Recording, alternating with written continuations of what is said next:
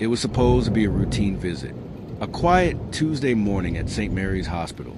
The hall smelled faintly of antiseptic and fresh coffee. Nurses bustled from room to room, clipboards in hand, masks covering tired faces.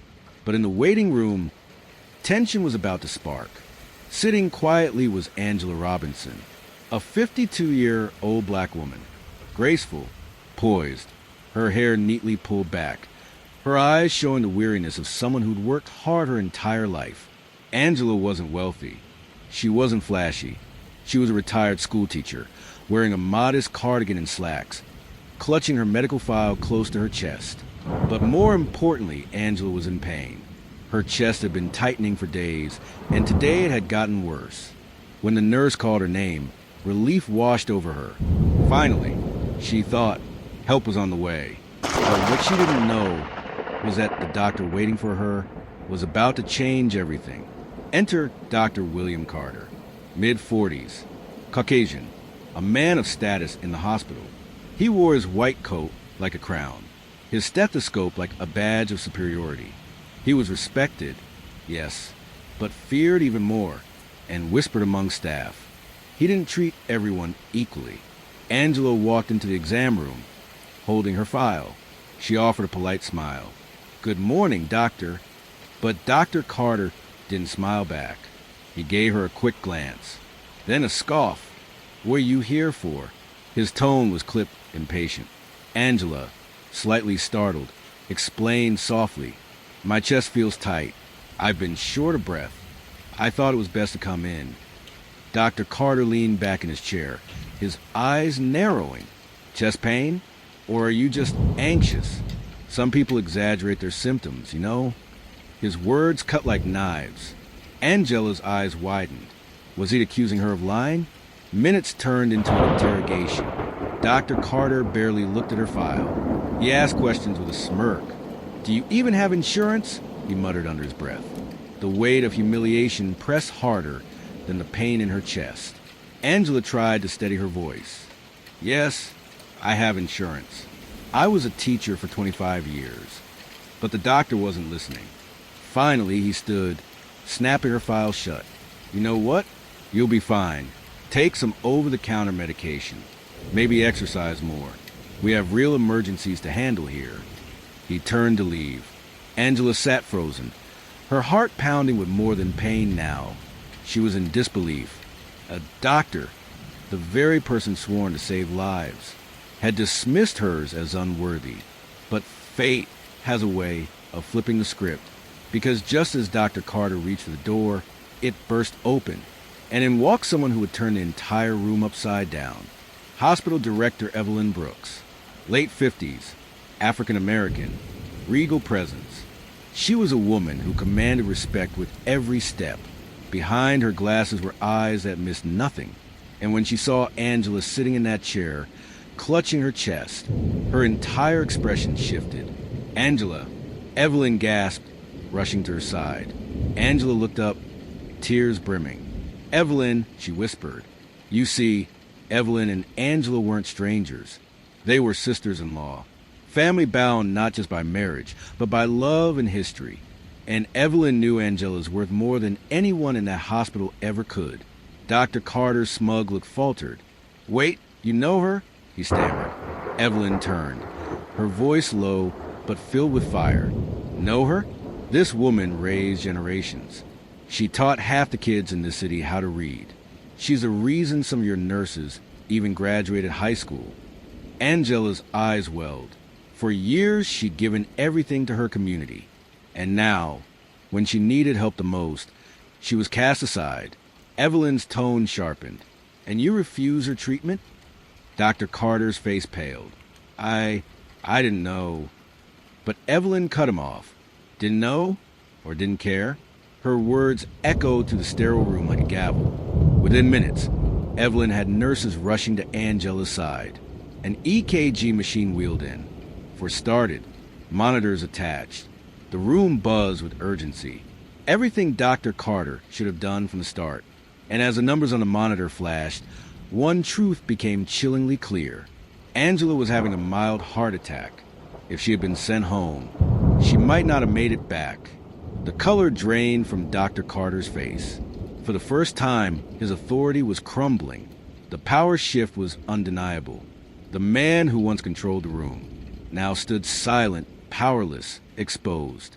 Angela, weak but steady, looked at him. Her voice cracked, but her words were strong. Do you know what it feels like to be invisible? To be dismissed as if my life doesn't matter? Dr. Carter swallowed hard, unable to respond. The irony was sharp. The healer had almost become the executioner, and the underdog, the woman overlooked, now stood at the center of truth, her worth undeniable. By the time Angela was stable, Evelyn had already set things in motion. Staff whispered. Nurses exchanged looks.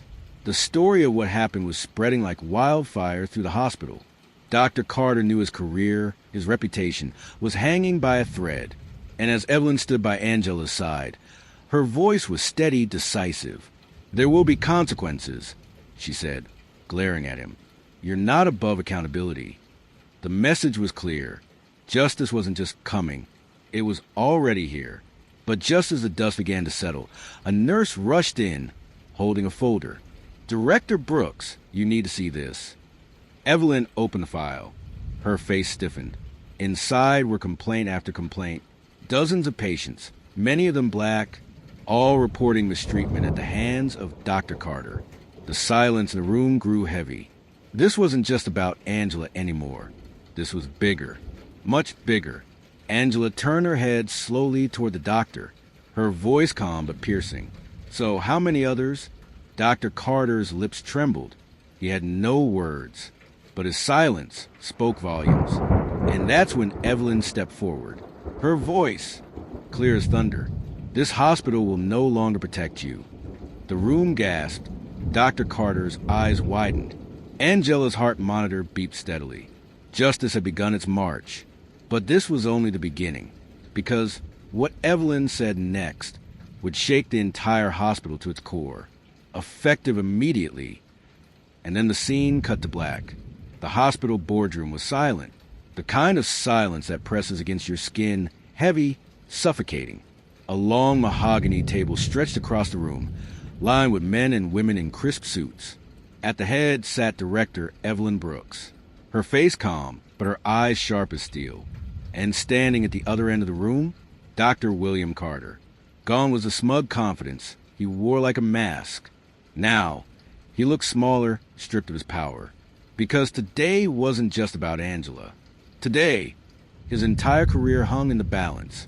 Angela sat quietly in a chair along the wall, her hands folded neatly in her lap, but her heart pounded in her chest. She hadn't asked for this storm, but she couldn't help feeling that maybe, just maybe, her pain had uncovered something that had been buried for too long. The board members flipped through the folder Evelyn had presented, pages upon pages of patient complaints. Some dismissed, others mysteriously lost. But the pattern was undeniable. A black patient, dismissed. A Hispanic patient, ignored. A single mother on welfare, ridiculed. Each story carried the same thread. Dr. Carter's arrogance, his bias, his belief that some lives mattered less than others. One board member, an older gentleman with graying hair, cleared his throat. Dr. Carter, how do you respond to these allegations? Dr. Carter shifted uncomfortably, his jaw tight. These are misunderstandings. Patients exaggerate. They don't follow instructions. You can't take every complaint at face value. His words echoed, but this time they didn't land. Because sitting in that room were men and women who had heard the whispers for years. And now, they were face to face with the proof. Angela lifted her gaze, her voice soft but steady. Misunderstandings don't nearly kill people, doctor. The room stilled. Her words cut through the air sharper than any scalpel. Evelyn leaned forward, her tone measured but commanding. This hospital's reputation is built on trust. And you, Dr. Carter, have broken that trust. The oath we take as doctors doesn't come with conditions. Every life matters. Every single one. For the first time, Dr. Carter's mask cracked. He looked around the room, desperate. You can't just end my career over this. I've been here 20 years. Evelyn's eyes narrowed. And in those 20 years, how many lives did you endanger because of your prejudice? The board murmured. The tide was turning. The once untouchable doctor was cornered. And yet, something about the way he clutched the table, his knuckles white, suggested he wasn't going down quietly. Angela felt a strange mix of triumph and unease. Justice was finally within reach. But why did it feel like danger still lingered in the air? Because unknown to everyone in that room, Dr. Carter had secrets. Dark ones. Secrets that, if revealed, could shatter more than just his career. The board called for a short recess. Angela stepped into the hallway, needing air. The fluorescent lights hummed overhead. Nurses rushed past with carts and clipboards. But in that moment, the world felt eerily still. She leaned against the wall, clutching her chest, not from pain this time, but from the weight of it all. She thought back to her years as a teacher. How many times had she told her students to stand tall, to speak up when something was wrong? And now, here she was, living her own lesson. But just as she drew a deep breath, a shadow fell across her. It was Dr. Carter, his face no longer pleading, cold. His voice dropped low, venom dripping from every word. "You think this is over, don't you?" he hissed. "You think you've won, but you have no idea who you're dealing with." Angela's breath caught. There was something in his tone, something that sent a chill racing down her spine. Because this wasn't just arrogance anymore. This was a threat. Moments later, Evelyn approached, her hand resting gently on Angela's shoulder. "Are you all right?" she asked softly. Angela nodded, but her eyes stayed locked on Dr. Carter's retreating figure down the hallway. Something in her gut told her this wasn't the end. Not by a long shot. Back in the boardroom, Evelyn stood, ready to announce their decision. "Dr. Carter, in light of overwhelming evidence, this board is prepared to..." But before she could finish, the double doors to the boardroom slammed open.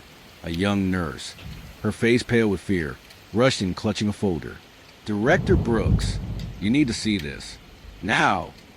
Evelyn opened the folder, and what she saw inside made her blood run cold.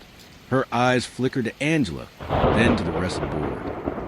This changes everything," she whispered. The room erupted with gasps. Angela's heart pounded. What could possibly be inside that folder?